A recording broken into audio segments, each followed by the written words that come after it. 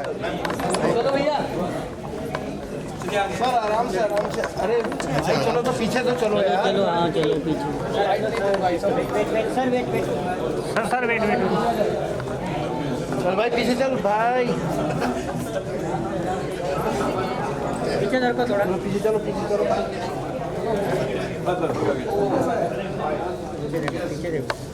देखो तो गिर जाओगे। अरे आप लोग साथ में अरे ये इधर गिरा रुक जाओ भाई, पहले 1 मिनट रुको।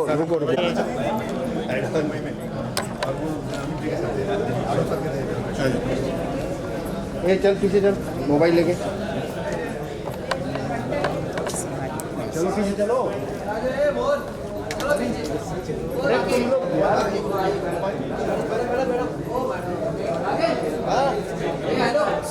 अरे पीछे आओ भाई। काय म्हणताय?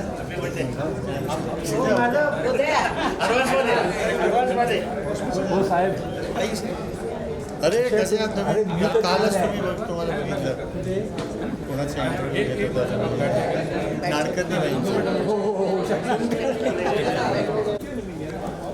एक सेकंड बीच में कैमरा भाई कैमरा पीछे लो, सब लोग पीछे आओ, इतना मुंह में मत घुसो भाई, इतने पास ही नहीं रहते लोग पीछे आ जाओ।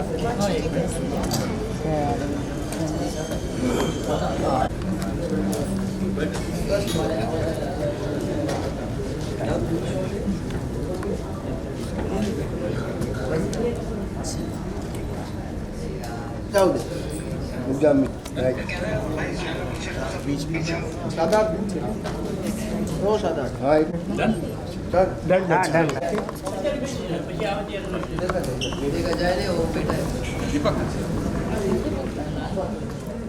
शब्दों से इस मंच को की शुरुआत कर रहा हूँ। ऐ जिंदगी गले लगा लो। मेरी जिंदगी सुरेश वाडकर साहब हैं। ऐ जिंदगी गले लगा लो।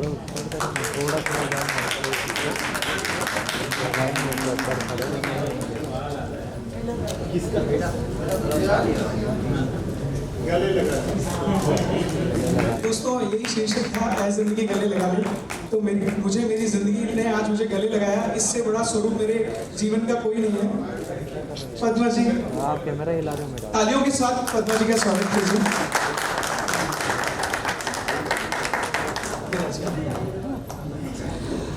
इस पूरे ऐ जिंदगी गले लगाने में जो संयोजक जिसने मुख्य भूमिका निभाई है, मैं उनको भी बोलूंगा कि उन्हें मैं सादर प्रणाम करते ऊपर बुलाऊं। रमन भाई।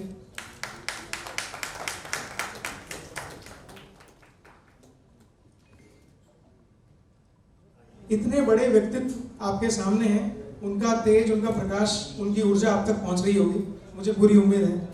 और ये ऊर्जा आपको आगे पहुंचती रहे, यही शुरुआत है ऐ जिंदगी गले लगाने की।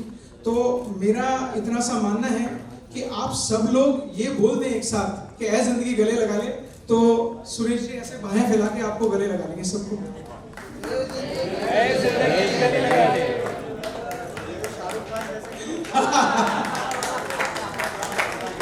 बहुत बढ़िया। तो हमारी टीम से सचिन का भी मैं स्वागत करूंगा। सचिन सुरेश जी का स्वागत करें।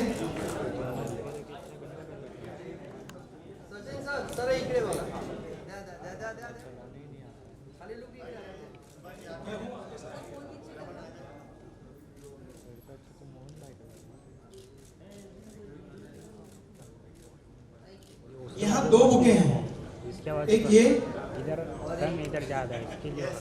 ये हमारे सबसे बड़े नींव के प्रस्तर, सबसे बड़े फूल। आप विराज सर।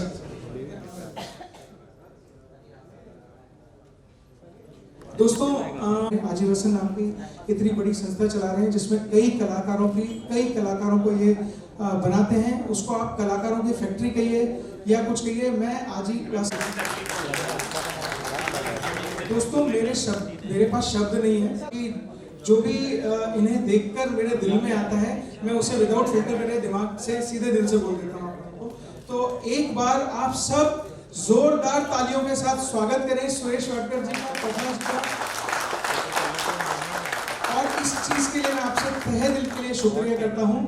अब हम जिस काम के लिए आए हैं वो हम शुरू कर सकते हैं, और ईश्वर से ये कामना है, ये दुआ है कि ये एक ऐसा कार्यक्रम है आज जिस मुहिम को लेकर हम आगे बढ़ रहे हैं, जो सुरेश जी की कल्पना थी, एक सुरेश जी का सपना था कि हमारे हिंदुस्तान में हमारी संस्कृति लौट आए।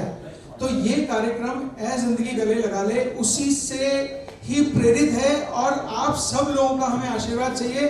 आप बड़े हैं, छोटे हैं, जो भी हैं, लेकिन हमारे लिए आप सब कुछ हैं।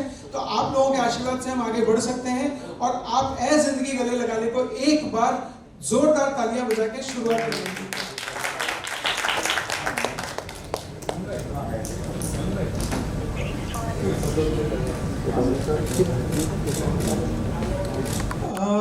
माफी चाहूंगा अगर कुछ चीज रह गई हो तो मुझे क्षमा कीजिएगा।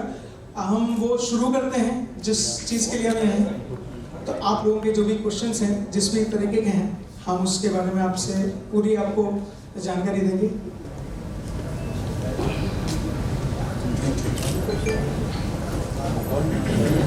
इसी गाने का एक एक्सपीरियंस आप बताइए, सलमा के इसी गाने का। अरे क्या एक्सपीरियंस आज भी ताज़ा है। मेरे ख्याल से तकरीबन 37-38 साल हो रहे इस गाने को, और मैं पहली बार राजा साहब से मिल रहा था। इलैयाराजा जी जो भारतवर्ष के one of the top most और हाईएस्ट टैलेंटेड संगीतकार, जिन्होंने मुझे खूबसूरत गाना दिया। जब पहली बार मैं मिला, सिंपल सा आदमी, छोटी कद, सफ़ेद कुर्ता और लुंगी सफ़ेद और भस्म लगाया हुआ था, और ऊपर वाला साक्षी है, मैं बहुत ज़्यादा उनके बारे में नहीं जानता था, क्योंकि साउथ इंडियन फिल्म्स की तरफ म्यूजिकली मैं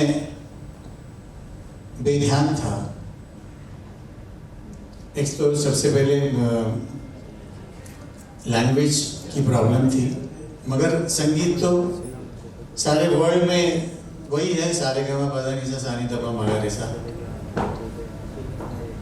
मगर होता है ना कि एक वर्ड समझ में आए म्यूजिक के साथ साथ, तो उस गाने का ज़्यादा मज़ा आता है। तो राजा साहब को मुझे उत्तम सिंह जी हमारे संगीतकार हैं, और केसी लॉर्ड, वो दोनों जने लेके आए थे कि इनके सदमा के 2 गाने गाने हैं, नई फिल्म है, और पहली हिंदी फिल्म कर रहे थे राजा साहब। मगर इतना मज़ा आया। मुझे याद है ए जिंदगी जब गाना रिकॉर्ड हो रहा था, कोई 150-200 म्यूजिशियंस थे, और उसके अलावा गाना सुनने के लिए हमारी इंडस्ट्री के बहुत बड़े बड़े म्यूजिशियंस, कुछ म्यूजिक डायरेक्टर्स खाली गाना सुनने आए थे कि राजा साहब किस तरह काम करते हैं। आप सोचिए वो मंजर क्या होगा। वो बहुत बड़ा उत्सव था फिल्म सेंटर में। और मज़े की बात है कि पहले 2, 2.5, 3 साल, हालांकि ये गाना बहुत पॉपुलर है, ये मुझे मालूम ही नहीं था, ध्यान ही नहीं आया, क्योंकि आप सबकी दुआओं से रोज़ कभी कभी 3-3, 4-4 गाने गाया करता था मैं, इस स्टूडियो से उस स्टूडियो। जब एक प्रोग्राम में, शायद दिल्ली में था ये प्रोग्राम, और स्टेज पे मुझे कम से कम नहीं तो भी 50 चिट्ठियां आई थी कि ऐ जिंदगी गले लगा ले, गाना आप गा नहीं रहे हैं। तो मेरा ध्यान गया, ये तो राजा साहब का गाना है, आप बिलीव नहीं करेंगे, मैंने अनाउंस किया कि भाई लोग ये गाना मुझे वर्ड्स मेरे पास नहीं है, क्या कोई मुझे वर्ड्स दे सकता है? तो मैं एक दो गाने के गैप के बाद में ये गाना कोशिश करता हूँ गाने की। आप सोच नहीं सकते 7वें या 8वें मिनट में एक खूबसूरत सी लड़की गाना लिख के लेके आई, तो और ज्यादा अच्छा लगा। और फिर मैं अंदर गया, गाना 2-3 बार सुना मैंने, और फिर मैंने आके वो गाना गाया, और मुझे 3 बार गाना गाना पड़ा। तो आप सोचिए उस गाने की क्या पॉपुलैरिटी हो सकती है। और उस गाने को अभी लेटेस्ट भी गाया गया है, तो और भी ज़्यादा अच्छा लगता है। हमारे बच्चे ने ही गाया है, मेरे बेटे जैसा है अरिजीत सिंह। और जब श्रीदेवी जी इस दुनिया में नहीं रही, तो कम से कम जब भी उनका YouTube पे या कोई खबरों में आता था तो पीछे ये गाना बजता था। तो ये गाने की ये किस्सा है इस गाने का। एक किस्सा सुरेश जी ने ही मुझे बताया, आपको बड़ा मजा आएगा उसको सुन के, बातचीत नहीं की है। तो जब इलियाराजा साहब आए और साहब ने देखा तो एक ईश्वर स्वरूप एक वो व्यक्तित्व हैं, और एक ईश्वर जब दूसरे ईश्वर से मिलते हैं तो आपस में एक दूसरे की चीज़ें से वो होती हैं। उस टीम में एक 14 या 15 साल का बच्चा था, वो कीबोर्ड बजाता था, बहुत बढ़िया कीबोर्ड बजाता था, इतना बढ़िया कीबोर्ड बजाता था।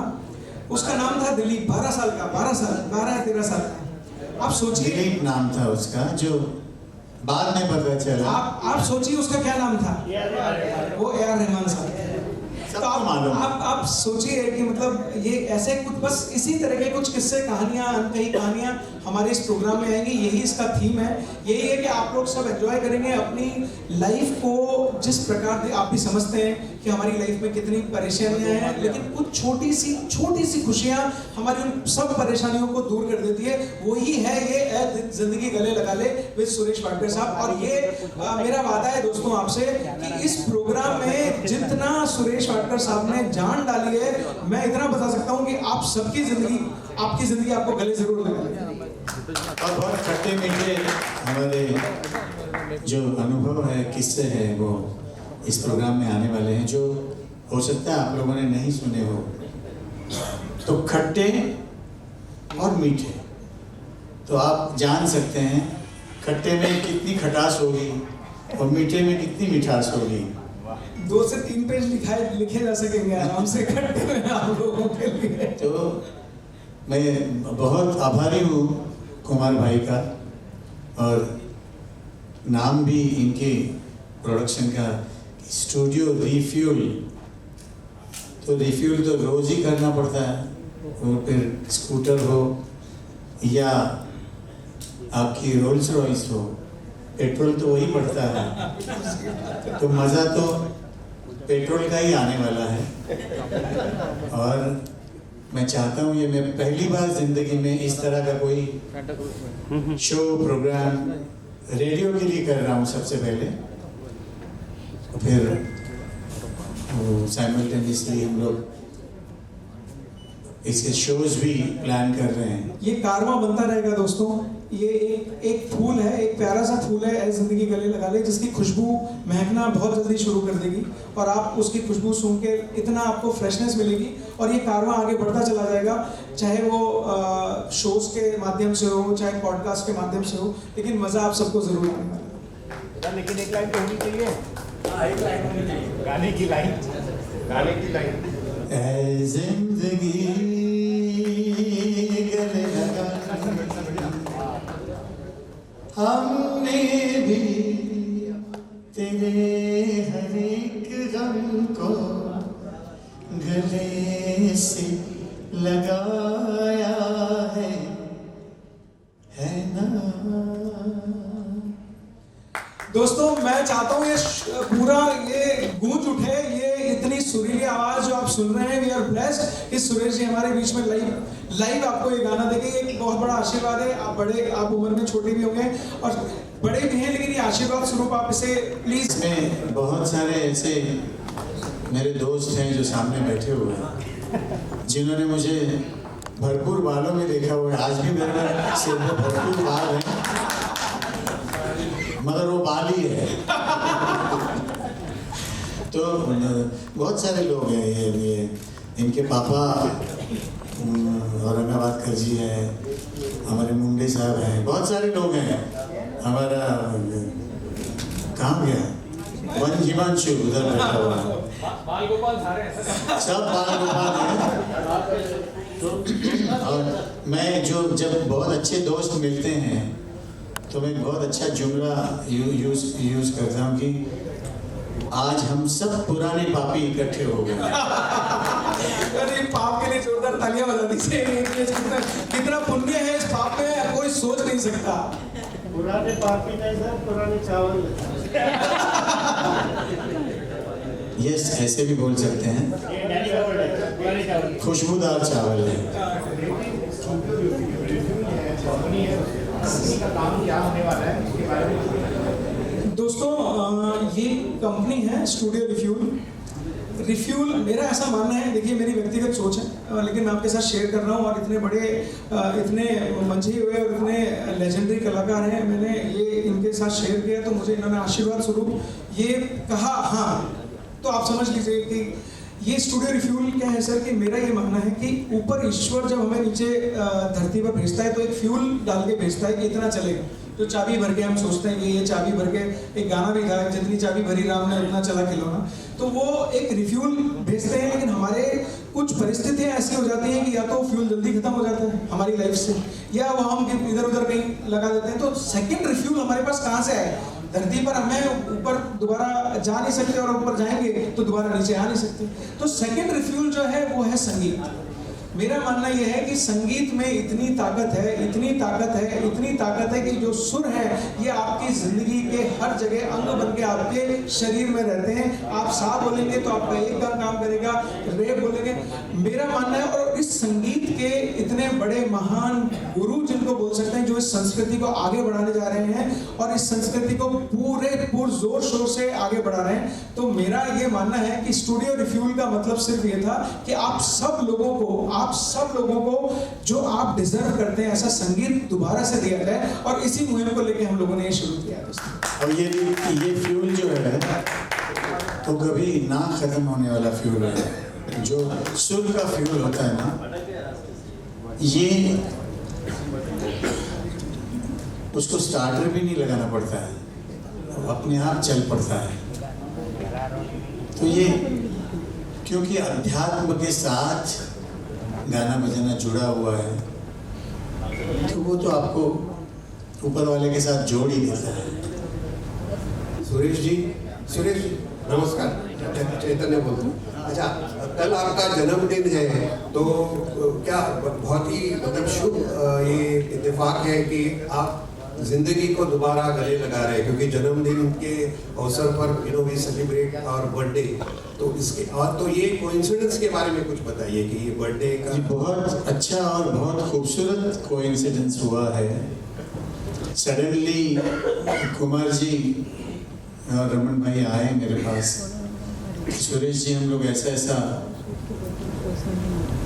तो 2 सेकंड के लिए मुझे लगा कि अरे वाह, ये तो बहुत ही अच्छी बात है।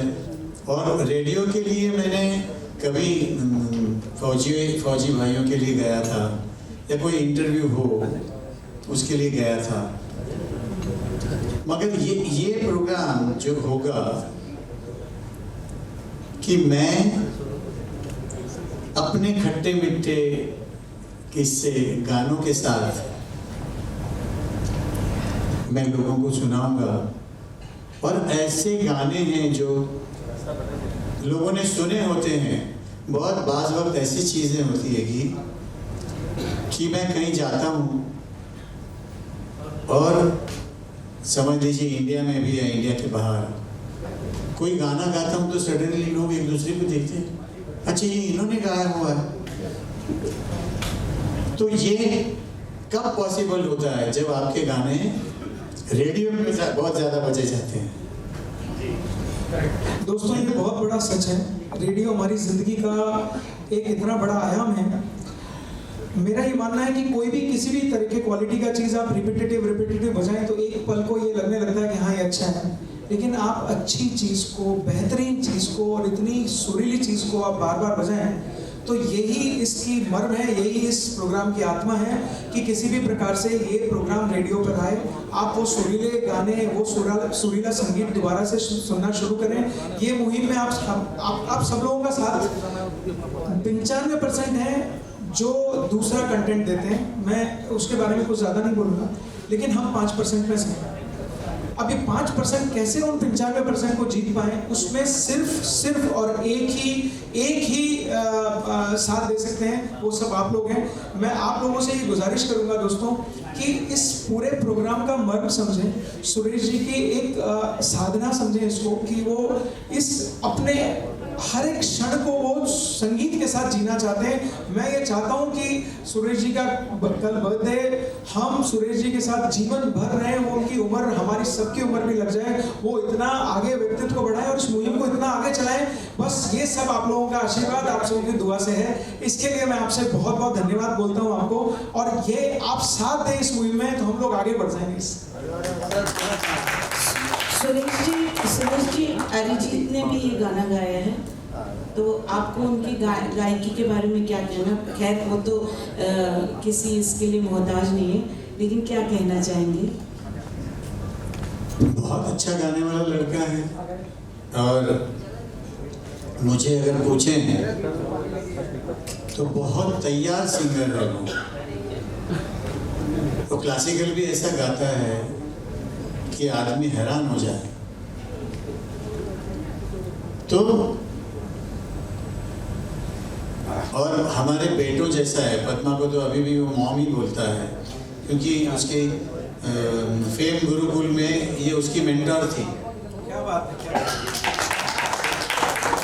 सबसे ज़्यादा दुख लगा जिस दिन उसको इन्होंने निकाल दिया 5वें नंबर पे, 6ठे नंबर पे।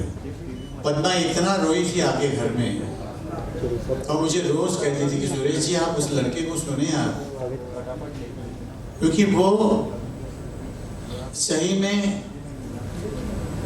म्यूजिकल दुनिया में अपने आप में मस्त रहता था। वो बाकी के बच्चे हो सकता है मस्ती कर रहे हुए उधर, ये एक कोना पकड़ के सुरमंडल लेके गाने का रियाज करते बैठता था। जब उसका मैंने गाना सुना ऐ जिंदगी, बहुत खूबसूरत लगा। उसने अपनी आवाज में एक बहुत खूबसूरत उसका गुलाब बनाया था उसने, जो हमको बहुत अच्छा लगा। भगवान उसकी हमेशा रक्षा करें और भरपूर गाते रहे, ये हमारी ख्वाहिश है और उसका आशीर्वाद है। अच्छा, मेरे 2 सवाल हैं। ये कौन से रेडियो पे आएगा? विल इट बी नेशनली और internationally? It will be national. मैं माफ़ी चाहूँगा आपको बीच में करना। रिवील अभी इसलिए नहीं कर रहा हूँ कि कुछ चीज़ें पर्दे के पीछे हैं, तो उनका आनंद कुछ और ही आता है। तो अभी ये एपिसोड्स अगले वीक से बनना शुरू होंगे। लगभग 200 एपिसोड हम लोग बना रहे हैं।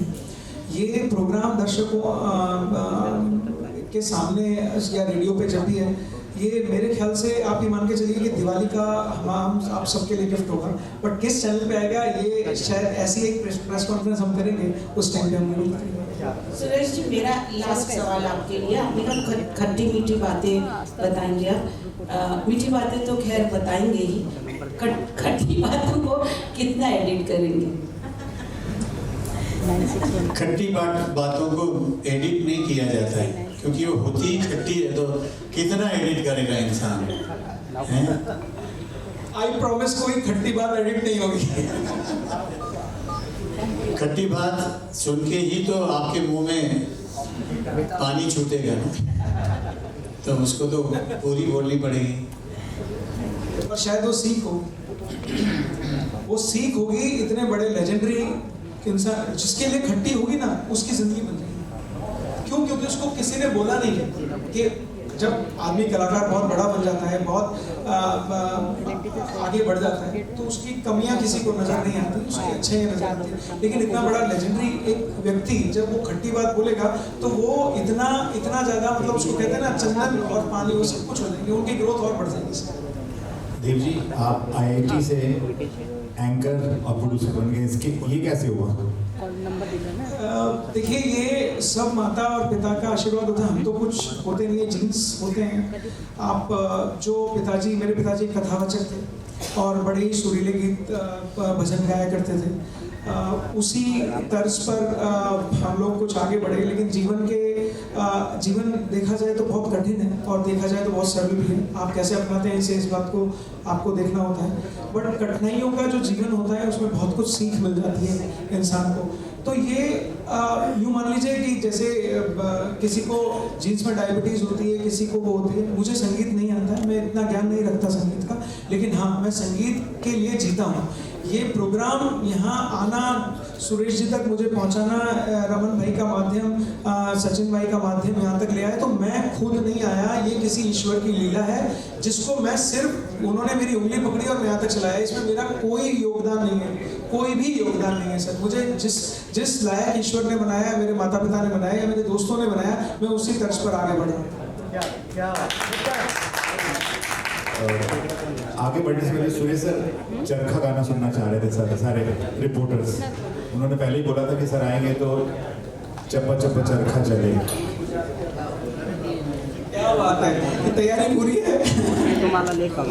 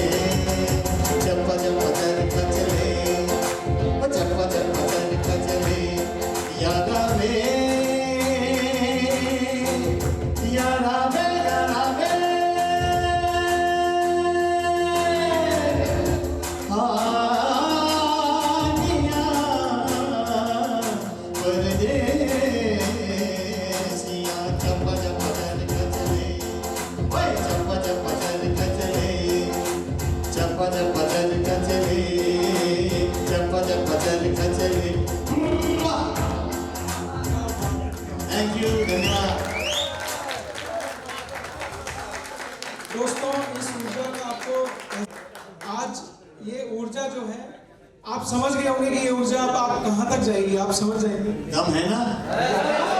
जोर से बोलो, उनका दम है, जोर से। क्या है? हाँ, ये दोनों बच्चे, इनको, ये आपके लिए कुछ गाएंगे और इनको आप ऐसा आशीर्वाद दीजिए ना कि बस। दोस्तों, कुछ उभरते हुए कला, ये बहुत ही बढ़िया गाने हैं। तालियां बजाइए सर एक बार। ये सचिन वाल्मीकि है, इनको कोई इंट्रोडक्शन के मोहताज। ये चित्रांशु है।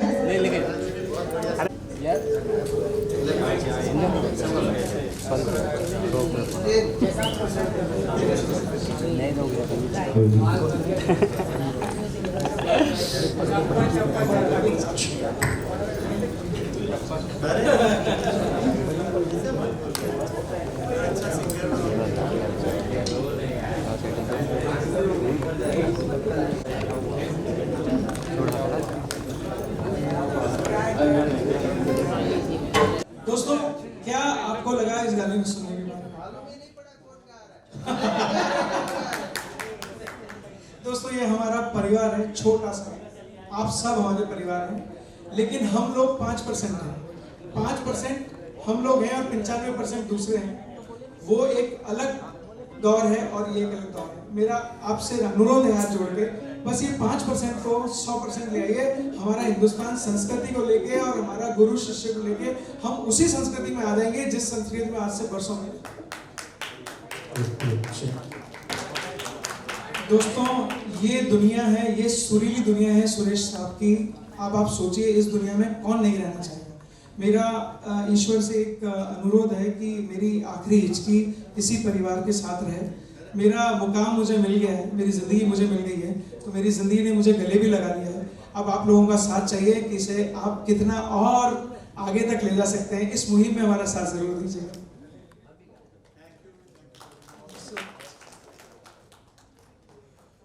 और कोई सवाल पूछना चाहें जिनके मन में कुछ हो?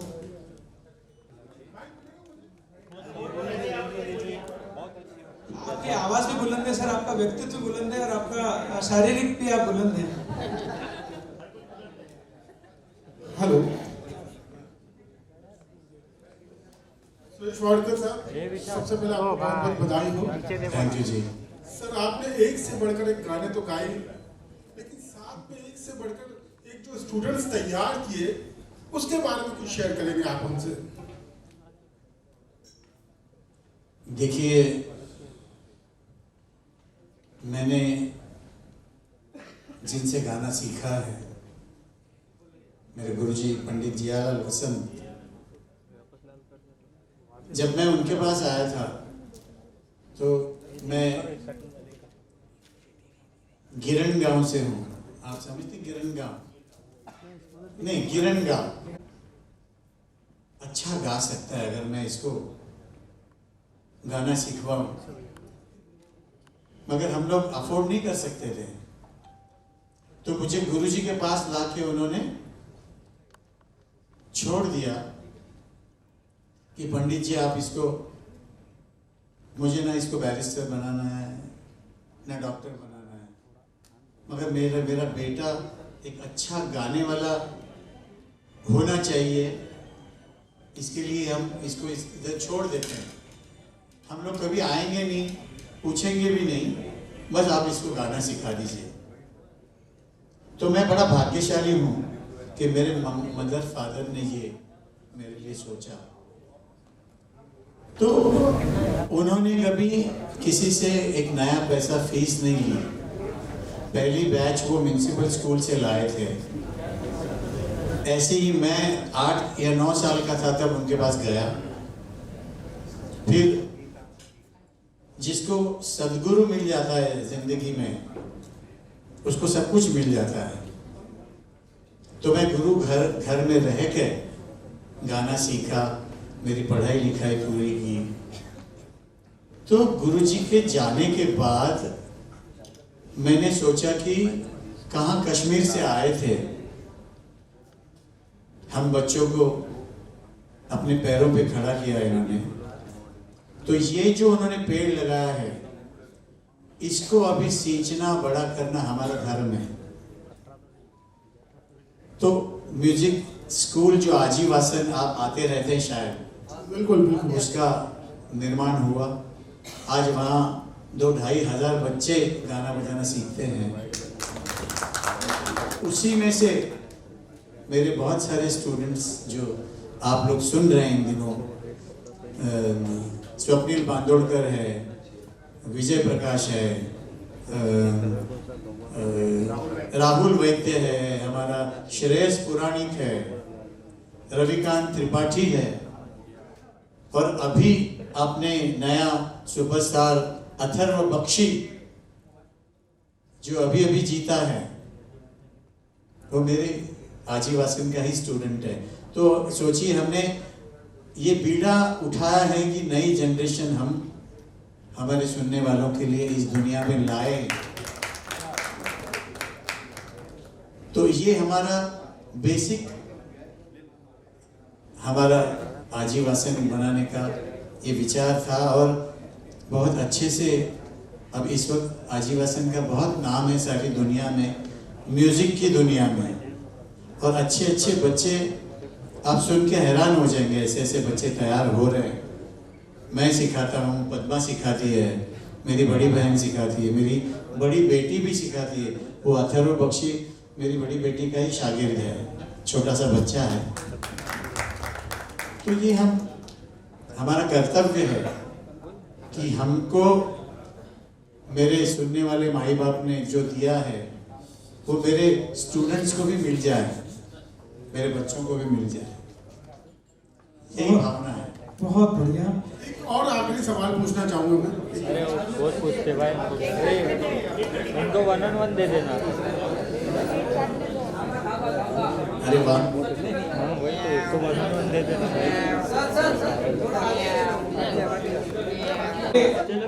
जो हम आज केक काट रहे हैं और अपने परिवार के साथ, अब हम सब एक परिवार हैं, इसका आनंद आप उठाएं। लेकिन इसके बाद मैं आपको एक ऐसी घोषणा करूंगा, वो शायद आप सुनिए और उसके ऊपर बहुत बड़ा आगे आने वाला भविष्य लिखा हुआ है। इसके बाद हम सब एक, और मैं देव जी, आपकी जो टीम है ना, आपने तो बता दिया भाई। जैसे हमारे भाई सचिन भैया हैं, क्रिएटिव टीम इतनी कमाल की है, इनके हम लोगों ने प्रोग्राम्स भी देखे हुए हैं और मुझे बहुत अच्छा दिली बहुत खुशी हो रही है कि मुझे आपके साथ काम करने का मौका मिला है। आप देव साहब है, सचिन जी है, हमारे रमन भैया है, ये हमारा और मेरी इकलौती धर्म पत्नी भी है मेरे साथ। आइए दोस्तों, हम आज सुरेश सर का बर्थडे मनाते हैं। सब लोग बैठ जाओ।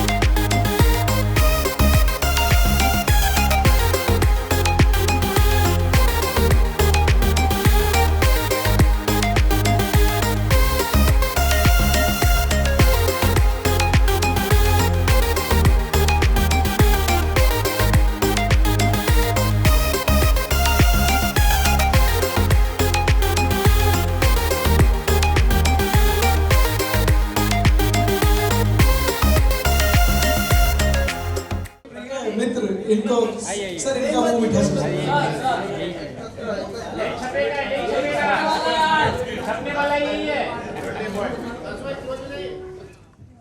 थोड़ा सा अलग विचार है।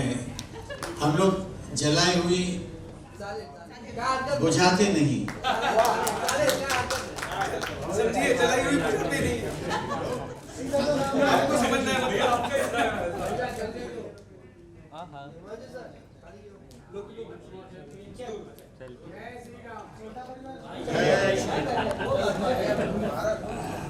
डायलॉग आता है।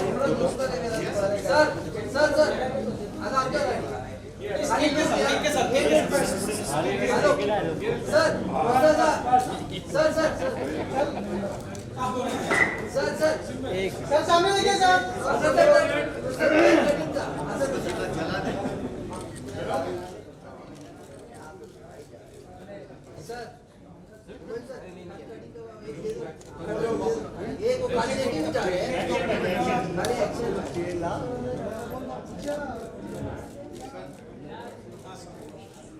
साहेब इकडे फक्त ऍक्शन नुसतं असं हे करताना फक्त यायचं.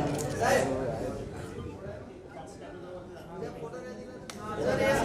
हा इकडे इकडे मॅडम इकडे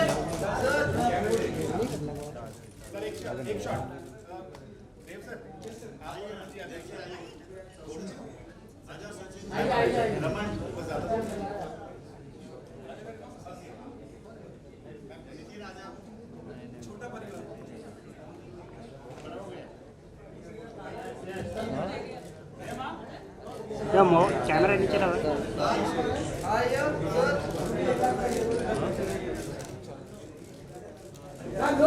लोग सेंटर ऐसा बड़ा परिवार सभी परिवार पंजाब केसरी मायापुरी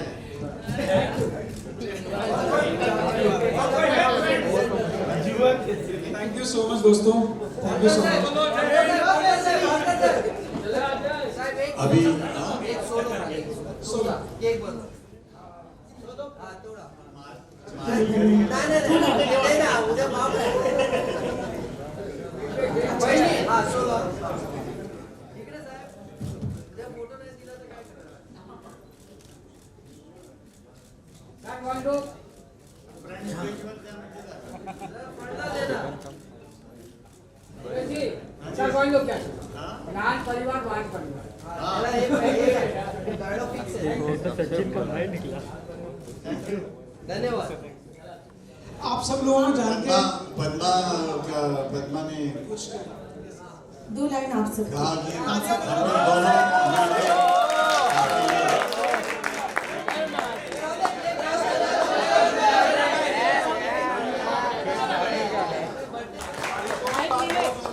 बारिश हुई है बाहर। ये संगीत का जादू है। सुरेश जी आप एक अपनी जिंदगी को यस ये बहुत बहुत हसीन लम्हा है, इसे आप जरूर कहते हैं। ये $100,000 मिलियन की पिक है। ए विशाल साक्षी सर की सापणाची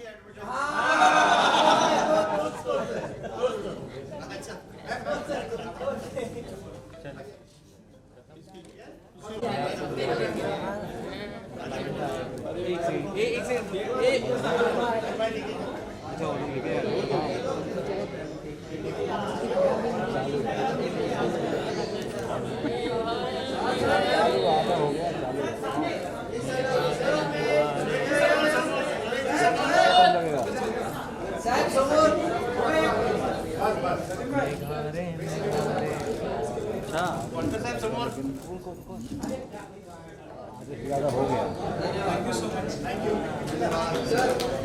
सर एक हमारे म्यूजिशियंस और सिंगर्स के साथ भी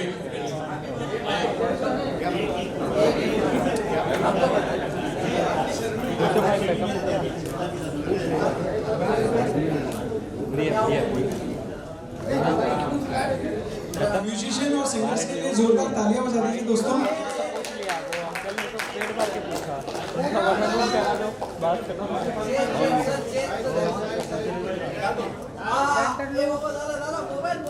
मोबाइल ओ भाई विशाल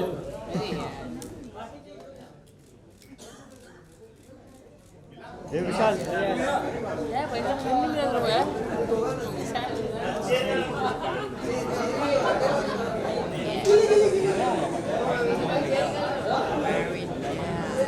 मैं मेरे परिवार और सुरेश जी से एक रिक्वेस्ट करूंगा कि हमारे जितने भी मीडिया के भाई हैं इनके लिए आप इतनी जोरदार तालियां बजाएं। इनका इतना सहयोग हुआ है मेरे पर, ये रुकनी नहीं चाहिए तालियां।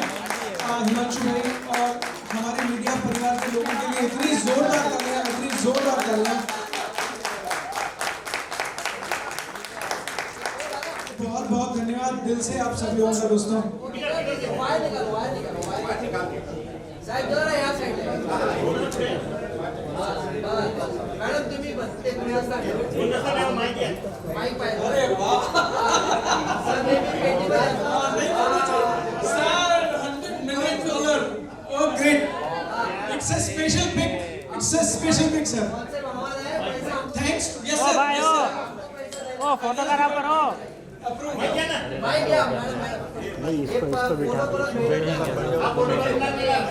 वो खाना ही रहेगा ये गजब का पिक होने वाला है, गजब का पिक। क्या बात है, क्या बात है।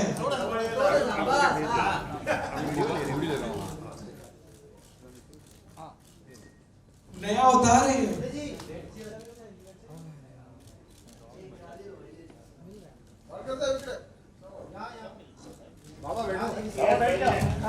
अभी हम साहेब जरा आता सोलो मॅडम सोलो घेतो सर जरा नुसतं ऍक्शन द्या ना असे उभे राहिले पण ते हा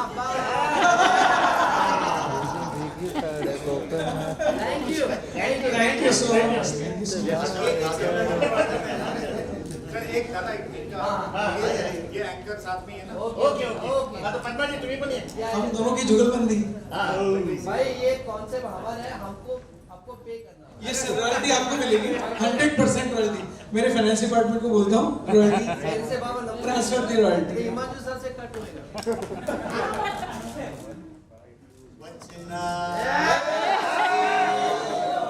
लो आ गए। तालियां दोस्तों, दिल की बात जुबां पे आ गई। Thank you sir, thank you Thank you so much, thank you so much। बहुत बढ़िया। मैं आपको सादर आमंत्रित करूंगा भोजन के लिए, आप प्लीज करें।